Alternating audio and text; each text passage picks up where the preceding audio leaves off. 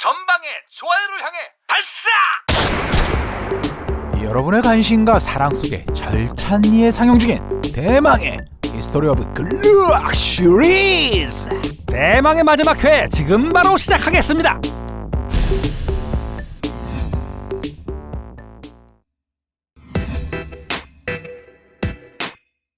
(1986년 1월 15일) 미국의 주요 신문에 리비아의 독재자 카다피가 공항 금속 탐지기에 걸리지 않는 플라스틱 권총 100자루 구매를 타전 중이라는 내용의 칼럼이 미국의 주요 신문에 일제히 실립니다. 카다피는 국제적인 테러 사건을 여러 번 배후 조종한 인물로 1985년 로마와 빈 공항에서 벌어진 무차별 총격과 폭파 사건이 그 대표적인 테러 사건이죠. 더 놀라웠던 내용은 글록 17을 기본 분해해서 더플백에 넣은 다음 워싱턴 국제공항 엑스레이 검색대를 통과시켜 봤는데 아무 문제 없이 통과했다는 거죠. 문제는 이 실험을 미 국방부 대테러국장 노헬 코우가 직접 했다는 겁니다. 이 양반이 왜 이런 막장 실험을 했느냐? 카다피의 측근들이 오스트리아 도이치 바그렘에 있는 글록 본사 공장을 방문했다는 사실을 이스라엘의 정보기관 모사드에서 캐치해서 알려줬기 때문이죠. 결국 미국의 대표적인 일간지 뉴욕타임즈 1986년 2월 9일자에 하이제커 스페셜이란 제목으로 기사가 실리면서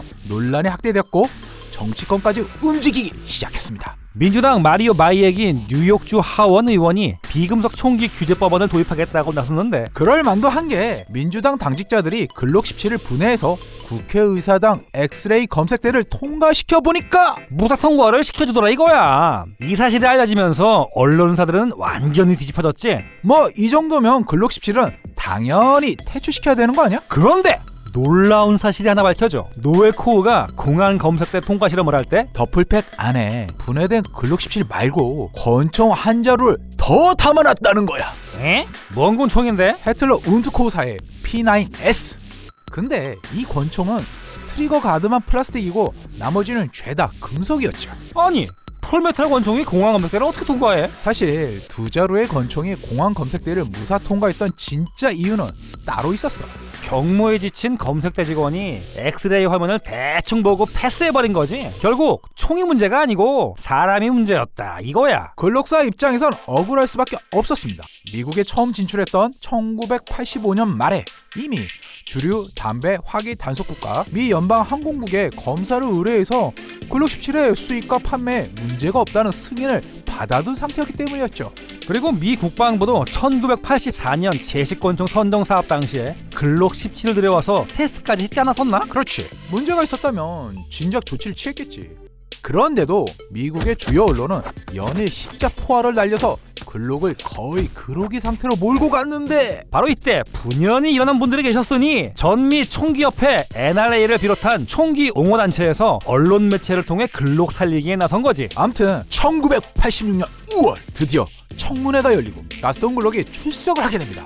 영어를 제대로 못하는 가스턴 글록을 증인석에 앉히고 열띤 토론 공방이 오고 가는데 가스턴 글록이 발언할 차례가 되자 통역을 하던 칼 발터가 일어나서 엑스레이 사진을 한 장 꺼냅니다. 자, 여러분에겐 이 물체가 뭐로 보입니까? 열띤 청문회장 분위기는 순식간에 담담해지면서 다들 고개를 끄덕거렸죠.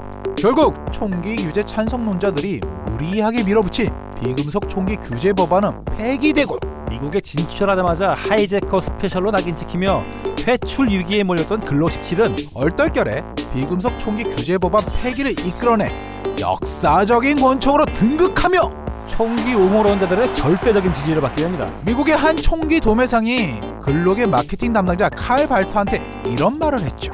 덱들은 500만 달러짜리 광고를 공짜로 한 셈이야. 덕분에 미국 전역의 총기 애호가들과 법 집행 기관으로부터 주문 요청이 폭주했으니 그로기 상태에 몰렸던 글록 17을 구원해낸 글록의 마케팅 담당자. 야, 이 양반 정체가 뭐야 이거? 오스트리아 출신으로 60년대 중반 고등학교 교환학생 신분으로 미국에 왔다가 미국의 맛을 느껴버린 사나이였는데요. 미국 시민이 되겠다는 일념하에 미국 자동차 산업의 메카 디트로이트로 진출해서 평범한 엔지니어를 하면서 착실하게 하루하루 살아가고 있었는데 동료들 중에 총기 딜러가 있었네. 결국 총의 세계로 입덕한 후 총기 딜러가 돼서 캠핑카에 우지나 AUG, AK-47을 싣고 다니면서 미국 각지를 누비기 시작했죠. 뭐 처음엔 고생도 많았죠. 무기 밀매상으로 몰리기도 하고 미국 재무부의 주류 담배 화기 단속국 비밀 요원들한테 함정 수사를 당하기도 하고 그래서 나중엔 아예 법 집행기관과 소매상 위주로 거래를 했는데 이때 히트친 상품이 바로 고국 오스트리아의 명품 자동소총 슈타이어 AUG와 저격총 SSG-69였습니다. 사실 칼 발터는 미국 법 집행 기관이 아직도 유견발 리볼버를 쓴다는 점에 주목하고 슈타이어에서 야심차게 개발한 GB 피스톨을 들여왔는데 워낙 고장이 잘 나서 포기한 상태였죠. 그래서 칼 발터에겐 GB 피스톨을 능가하는 성능과 내구성 그리고 이미 미국에 진출한 베레타와 시그보다 저렴한 자동권총이 필요했는데 어느 날 우연히 글록 17이라는 자동권총이 오스트리아군 제식권총 자리를 꿰차고 유럽 일대에서 선풍적인 반응을 일으키고 있다는 소식을 접하게 되죠. 결국 1984년 칼 발터는 글록 17이 대체 어떤 총인지 알아보기 위해 미국의 저명한 총기 잡지 솔저 오브 포춘 편집장인 피터 G 코칼리스와 함께 글록사 본사가 있는 오스트리아 도이치 바그렘으로 날아갑니다. 그리고 가스턴 글록을 만나서 글록 17에 대한 설명을 듣게 되는데 칼과 피터가 경악했던 건 34개에 불과한 부품소와 너무나 간단한 분해 방법이었습니다. 미국 법 집행기관이 바라던 싸고 튼튼하고 고장나지 않는 권총이었다 이거죠. 이렇게 해서 솔저 오브 포춘지 1984년 10월호에 플라스틱 퍼펙션이란 타이틀로 글록 17 특집 기사가 나갑니다. 글록의 독창적인 마케팅 슬로건인 글록 퍼펙션을 오마주한 이 타이틀로 인해서 글록 17은 버려지는 싸구려 쓰레기로 치부되던 플라스틱을 다량 사용했음에도 불구하고 소화기 기술의 신기원을 열어제끼는 최첨단 미래형 자동권총의 이미지로 미국 시장에 소개됩니다. 본격적인 미국 진출을 계획하고 1985년 말 미국 사우스캐롤라이나주의 조용한 마을 스머나에 창고 겸 사무실을 차립니다. 여기서 했던 첫 번째 일은 글록 17의 가격을 결정하는 거였는데 결국 소비자가 $560, 도매가 $360로 책정됩니다. 그 당시 $500 선이었던 미국산 콜트 1911에 비하면 살짝 비싸지만 $600가 넘는 베레타 90이나 $700 수준이었던 시그 P26보단 저렴했죠. 사실 가스턴 글록은 가격을 더 낮추자고 했지만 칼 발터가 거부했죠. 너무 싸게 팔면 싸구려 총이 된다니까요. 1985년 12월 리들과 발터는 총기류를 주로 취급하는 NASGW 전시회 참석차 덴버로 향합니다. 발터는 전시공간 한 기퉁이를 빌려서 주문 접수를 받았는데 행사 첫날 주문량이 무려 2400정이었습니다. 볼프강 리들이 계획했던 미국산육 첫해 목표 판매량을 훨씬 초과하는 수량이었죠.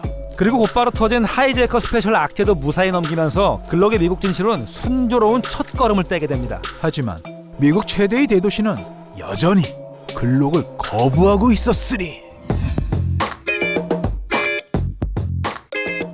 마이애미 경찰국을 시작으로 댈러스, 샌프란시스코, 토론토 경찰국이 연이어 글록 17을 채택했는데요. 글록 17이 경찰들에게 잘 팔렸던 이유 중에는 칼 발터의 가격 정책도 한몫 단단히 했습니다. 도매가로 $360였던 글록 17을 경찰에게 $300에 팔았던 거죠. 그리고 리볼버에서 글록으로 갈아탄 경찰들 사이에서 글록 덕분에 목숨을 구했다는 사례가 나오기 시작했는데 리볼버로 무장한 무장강도 용의자들과 추격전을 벌였는데 놈들이 재장전하는 동안 저와 제 동료가 수십 발을 퍼버서 제압할 수 있었죠. 글록 17이 아니었으면 우리가 당했을지도 모릅니다. 그런데도 뉴욕시 경찰국은 글록 17을 테러형 총기라는 명목으로 금지시켰습니다. 뉴욕시 경찰은 물론 뉴욕시 시민들도 글록 17을 구매하거나 휴대하는 건 불법이었죠. 그런데도 뉴욕시 경찰국은 리볼버를 고집하는 바람에 안타까운 사고가 벌어지게 되죠. 1986년 6월 뉴욕시경 소속 신입경관 스코 가델이 자동권총으로 무장한 강도와 총격전을 벌이던 중 사망합니다. 탄이 떨어져서 재장전을 하는데 범인이 달려들어서 9mm 자동권총 9발을 쏴버린 거죠. 그래서 뉴욕시 경찰국이 취한 조치가 뭐였느냐? 스피드로드 사용을 정식으로 인가한다. 꼴랑 이 정도였는데 어느 날 갑자기 뉴욕시 경찰국이 글록 17 금지령을 해제하는 사건이 벌어집니다. 뉴욕에서 총기 소지어가 대행업체를 운영하던 양반이 있었는데 이 양반이 갑자기 궁금해진 거죠. 뉴욕시에서 글록 17이 금지라 이거지. 그럼 뉴욕시 공무원들은 뭔 총을 가지고 있으려나? 그래서 뉴욕시에 자료를 제출해달라고 요구했습니다. 자료를 딱 받아놓고 보니까 완전히 깜짝 놀란 거지. 뉴욕시 경찰국장이 글록 17을 소지하고 있더라 이거죠. 딱 걸린 거지. 결국 1988년 9월 AP통신에서 특종 기사를 내보내는데 결국 기사가 나가고 다음날 뉴욕시 경찰국에서 이런 해명을 하죠. 경찰국장이 소유한 글록 17은 엄격하게 통제된 테스트용으로 지급된 것이며 테스트 결과 글록 17은 현재의 기술로 탐지 불가능한 총기가 아닌 것으로 밝혀졌습니다. 그리고 곧바로 뉴욕시에서 글록 금지령이 해제됩니다. 이걸 지켜본 수많은 총기 애호가들이 기쁨의 눈물을 흘렸는데 피눈물을 흘리는 양반들도 있었죠.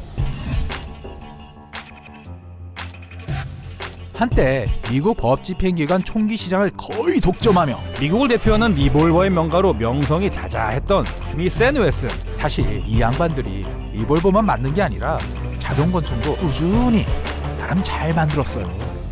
그런데 어느 날 갑자기 글록이란 권총이 혜성처럼 나타나서 스미스 앤 웨슨이 독점하던 법집행기관용 총기 시장을 야금야금 먹어치우기 시작하네. 사실 스미스 앤 웨슨이 속수무책으로 당했던 가장 큰 이유는 품질 저하로 인한 불량률 때문이었죠. 1985년에 출시된 스미스 앤 웨슨 제 45구경 자동권총 M645의 경우 공장에서 가출고된 신품의 불량률이 무려 10%에 달했는데 부품수가 100개가 넘고 조립까지 엉망으로 해놨는데 이 뭐 불량이 안 나고 되겠어? 그럼에도 불구하고 스미스 앤 웨슨을 끝까지 고집하는 의리파 경찰들이 있었으니 하지만 이 양반들도 얼마 못 가 글록으로 시원하게 갈아타게 됩니다. 칼발터가 보상 판매 서비스를 실시했기 때문인데 쉽게 말해서 경찰이 쓰던 스미스 앤 웨슨 리볼버를 글록 17 신품과 거의 1대1로 교환해주는 서비스였죠. 근데 이렇게 하면 남는 것도 없지 않나? NO!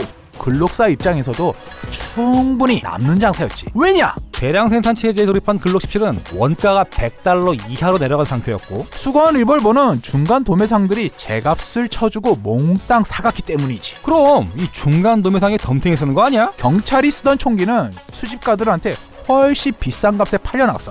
즉 보상 판매 서비스는 글록, 경찰, 중간 도매상, 총기 수집가 모두에게 득이 되는 아름다운 거래였다. 이거죠. 그런 와중에 뉴욕시마저 글록 17 금지령을 해제하자 스미스 앤 웨슨은 경찰 시장에서 글록에게 완전히 밀렸음을 직감하고 조용히 2차전을 준비합니다.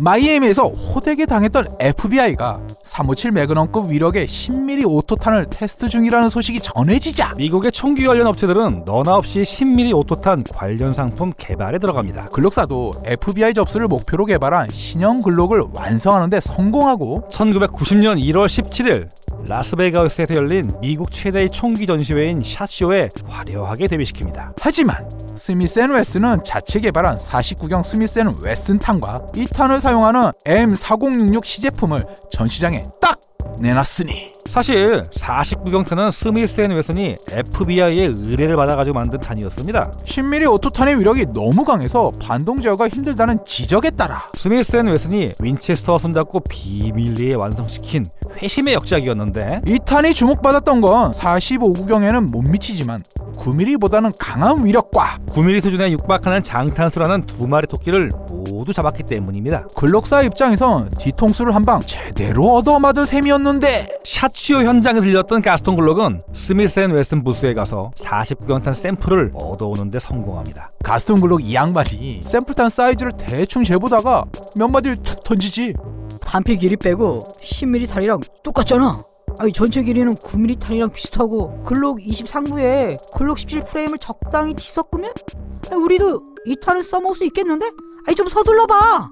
결국 글록사는 49경 스미스 앤 웨슨 탄을 쓰는 글록 21을 초스피드로 개발하는 데 성공했고 스미스 앤 웨슨 M4006 양산품보다 일주일 먼저 미국 전역의 소매점에 쫙 풀어서 공전의 대히트를 기록합니다. 글록을 꺾을 회심의 카드로 준비했던 49경탄 프로젝트가 물거품이 되자 스미스 앤 웨슨사의 CEO였던 스티브 멜빈은 이성의 끈을 놔버리고 마는데 글록보다 더 좋게 못 만든다 이거야? 하씨! 야! 그냥 베끼기라도 해! 이렇게 해서 나온 스미스 앤 웨슨 최초의 폴리머 자동권총이 시그마라는 놈인데 워낙 글록을 노골적으로 카피해서 스웍 혹은 글록앤 웨스턴으로 불리는 수모를 당하는 건 물론이요. 글록스한테 특허 소송을 당해서 수백만 달러를 지불하게 되는 치욕까지 맛보게 되죠. 글록이 미국의 법 집행 기관 시장을 놓고 벌인 대결에서 스미스 앤 웨스턴을 쓰러뜨린 건 분명한 사실이지만 글록이 절대 넘볼 수 없는 영역이 있었으니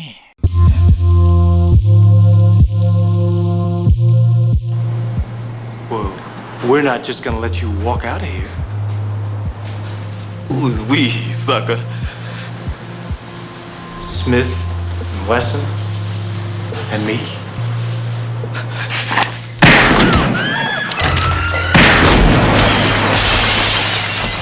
클린트 이스트우드가 스미스 앤 웨선 M29를 꺼내드는 순간 사람들은 묻지도 따지지도 않고 무조건 근처 건샵에 가서 지갑을 열고 스미스 앤 웨선 M29를 삽니다. 실제로 영화 더티엘이 덕분에 M29는 엄청나게 팔려나갔죠. 그래서 칼 발터는 글록이 미국에 진출하자마자 할리우드와 방송국에서 잔뼈가 굵은 총기 디렉터 릭 위시번과 접촉을 했는데요. 릭은 글록 17 실사격을 마친 후 이런 반응을 보였죠. 성능 좋은 건 알겠는데 아이 근데 배우들한테 들려주기엔 모양이 좀. 하지만 글록 17이 매스컴에 오르내리며 하이제커 스페셜로 악명을 떨치고 뉴욕시 경찰들이 글록 17을 자유롭게 휴대할 수 있게 되자 릭은 그 당시 CBS 최고의 인기 드라마였던 이퀄라이저를 비롯해서 뉴욕을 배경으로 하는 경찰 법정 드라마 로앤오더에 글록 17을 대량으로 등장시키죠. 그리고 1990년 7월 4일 글록 17은 드디어 역사적인 스크린 데뷔를 하게 되는데 That punk pulled a Glock 7 on me. You know what that is? It's a porcelain gun made in Germany. Doesn't show up on your airport x-ray machines here and it costs more than you make in a month. You'd be surprised what I make in a month. 아 진짜 엉망진창이네. 야 글록 7이 뭐야? 글록 17이잖아. 아 그리고 웬 독일제? 오스레 총이구만. 아 그리고 공항 엑스레이에 안 걸리긴 개뿔.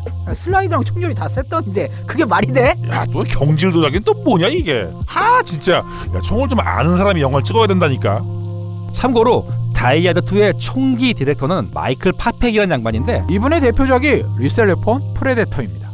뭐 더 이상의 설명은 생략해도 되겠죠? 한마디로 총기 액션이나 총기 고증 전문가라고 할 수 있는데 왜 이런 말도 안 되는 씬이 나왔느냐? 사실 마이클 파펙이 대본을 보고 감독한테 항의를 하긴 했죠. 이건 진짜 말도 안 된다. 근데 감독이 그냥 밀어붙인 거야. 실제 고증보다는 공항 탐지기에 걸리지 않는 값비싼 독일제 권총 요런 이미지가 더 중요했다 이거지. 어쨌건 엉터리 고증 덕분에 이 장면은 미국의 총기 애호가들 사이에서도 두고두고 까이는 전설적인 한 장면이 됐습니다. 90년대 들어 영상 매체를 통해 글록의 무뚝뚝하고 건조한 디자인이 반복 재생되면서 대중들의 내리에 글록은 쿨하지만 핫하고 무자비하지만 세련된 이미지로 각인되기 시작했죠. 덕분에 글록은 민수시장에서도 기록적인 성공을 거두게 됩니다.